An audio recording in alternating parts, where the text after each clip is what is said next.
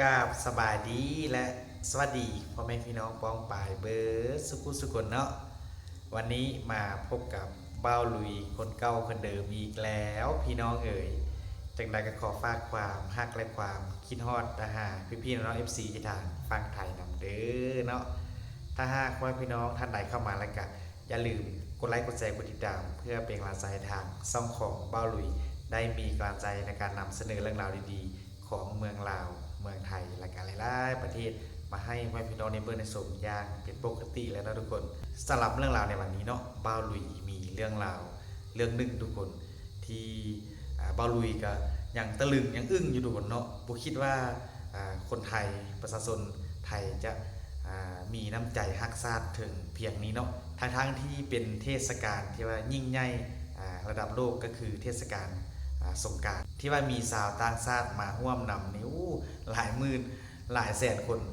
อยู่ในงานแต่ว่าฮอดเวลาที่เพิ่นต้องเคารพธงชาติก็คือน่าจะเป็นเวลา6 โมงเย็นหรือว่า6 โมงแลงแล้วกับประชาชนคนไทยพร้อมกันยืนตรง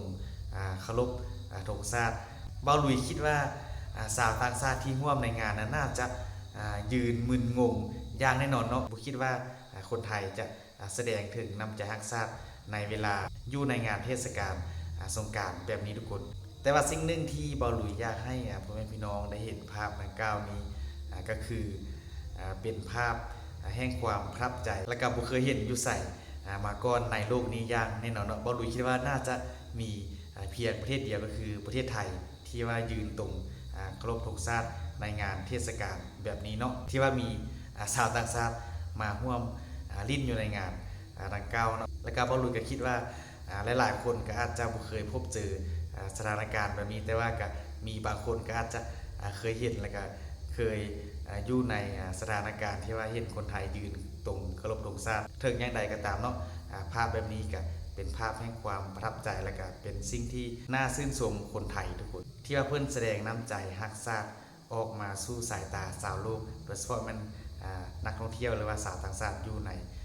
งานดังกล่าวเนาะให้ได้รับรู้ว่าคนไทยเพิ่นมีน้ำใจฮักชาติอย่างแท้จริงเนาะเดี๋ยวเราจะไปเบิ่งวิดีโอดังกล่าวเนาะว่าจะเป็นอะไรซึ่งว่าภาพดังกล่าวที่บลุยได้มานำเผยแพร่ให้พ่อแม่พี่น้องก็จะเป็น2-3 ภาพติดต่อกันกับ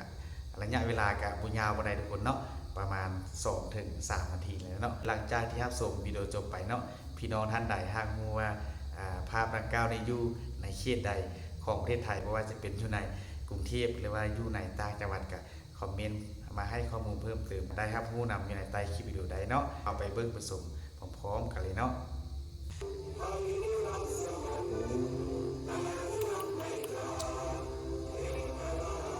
ตะลึงเนี่ยนะบอลเลยขนาดลิ้นสงการยืนดีหยุดยืนตรงรถศาสตร์คนไทยในสุดยอดเนาะ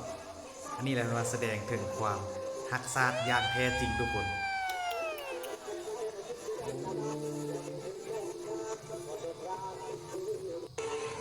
มุมภาพนี้ต่อไปเนาะ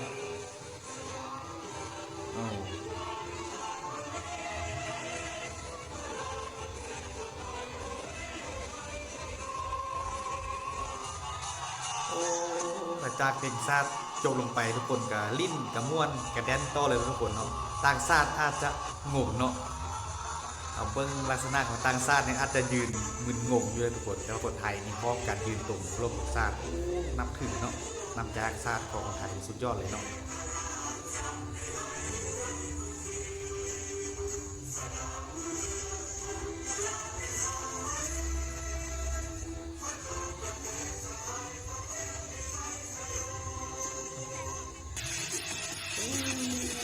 ยอดเลยถ้าเป็นภาพบรรยากาศแบบนี้เนาะนี่แหละทุกคนเนาะ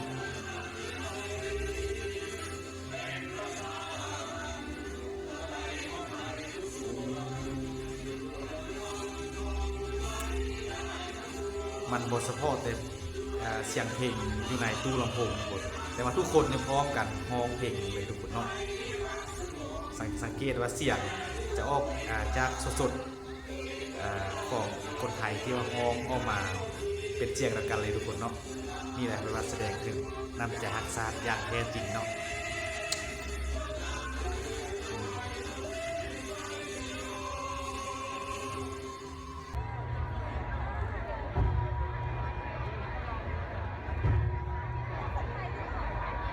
เวลา8 นาฬิกา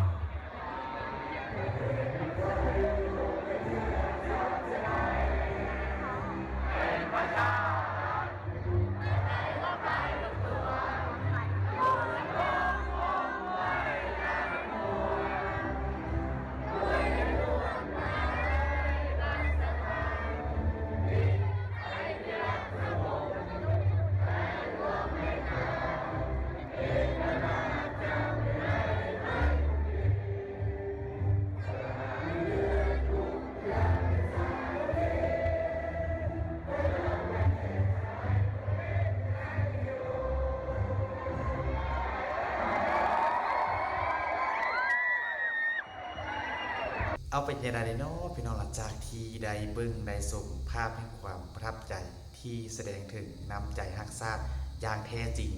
ของคนไทยทุกคนที่แสดงให้สาวต่างชาติหรือว่าสาวโลกได้รับรู้ถึงระเบียบวินัยการปลูกฝังจิตสำนึกที่ดีของคนไทยทุกคนป้าบรุเห็นแล้วก็ผมคิดว่าในงานเทศกาลยิ่งใหญ่ปานนี้คนไทยจะพร้อมเพียงเฮียงหน้ากันยืนตรงเคารพธงชาติพี่ๆน้องๆก็อาจจะได้ยินเนาะพ่อพี่น้องชาวไทยอาจจะบ่ได้ยืนตรงเพียงอย่างเดียวทุกคนก็ฮ้องออกมาเป็นเสียงสดเลยเนาะเกี่ยวกับเพลงชาติไทยแบบว่าดังสนั่นหวั่นไหวเนาะเฮ็ดให้สาวต่างชาติแล้วนักท่องเที่ยวที่มาร่วมในงานนั้นก็บางคนก็อาจจะยืนมึนงงไปตามๆกันเลยเนาะทุกคนโอ้บ่รู้เห็นกันอย่างอึ้งเลยเนาะว่าคนไทยเพิ่นแสดงถึงน้ำใจรักชาติแบบนี้เนาะแต่ก็บ่รู้เชื่อว่าหลายๆคนอาจจะบ่เคยเห็นภาพแบบนี้ทุกคนภาพบรรยากาศดังกล่าวก็น่าจะแม่นอยู่ในช่วง 18:00 นทุกคนเนาะเพราะว่าเป็นช่วงเพิ่นเคารพธงชาติด้านที่เราได้เห็นในนำโทรทัศน์หรือว่าทีวีที่ว่าคนไทยเพิ่นมีการเคารพธงชาติในเวลา 18:00 นแต่ว่าตามสถานที่ต่างๆบนใดที่ว่าเอื้ออำนวยความสะดวกที่ว่ามีเขาเอิ้นว่ามีโทรโข่งหรือว่าลำโพงอีกอย่างที่ว่ามีการประกาศอีกอย่างเพิ่นก็จะมีการเปิดเพลงชาติไทยให้พ่อแม่ประชาชนอยู่ในเขตในเก้ายืนตรงเคารพธงชาติทุกคนแต่ว่าอันนี้เพิ่นเปิดอยู่ในงานเทศกาลสงกรานต์ซึ่งว่าเป็นการเต้ารวมของฝูงชนว่าจะเป็นคนไทยชาวต่างชาตินักท่องเที่ยวอยู่ในสถานที่ดังกล่าวมันก็พร้อมการยืนตรงเคารพธงชาติมันเป็นภาพบรรยากาศอันใดที่หาชมได้ยากและก็บ่เคยเห็นอยู่ไสมาก่อนเนาะทุกคนแต่ว่าบ่รู้ก็บ่ฮู้ว่าบรรยากาศดังกล่าวอยู่ในเขตใดของประเทศไทยและก็พี่น้องท่านใดหากได้ไปร่วมบรรยากาศดังกล่าวนี้ก็สามารถคอมเมนต์มาบ่ลุยเพิ่มเติมได้เด้อนะว่าอยู่ในเขตใดได้ทุกคนเนาะทั้งหมดนี้ก็เป็นเรื่องราวดีๆทุกคนที่บ่ลุยอยากจะมาแชร์อยากจะมานำเสนอให้บรรดาท่านได้รับฟังซึ่งว่าเป็นภาพที่แสดงถึงความมีน้ำใจและว่าความรักชาติของสาวไทยเนาะที่เราได้เห็นคลิปวิดีโอจบไปนั้นเนาะทั้งหมดนี้ก็เป็นเรื่องราวดีๆทุกคนที่บ่ลุยได้นำมาฝากมาตอนมีพี่น้องอย่างในคลิปวิดีโอนี้เด้อนะฮะคลิปวิดีโอต่อไปบ่ลุยมีเรื่องราวอันใดก็จะคอยนำมาเสนอมาแชร์แบ่งปันให้พี่น้องในเบิ่งได้ชมต่อไปเนาะสุดท้ายนี้บ่ลุยก็ขอกล่าวคำว่าสบายดีบ๊ายบาย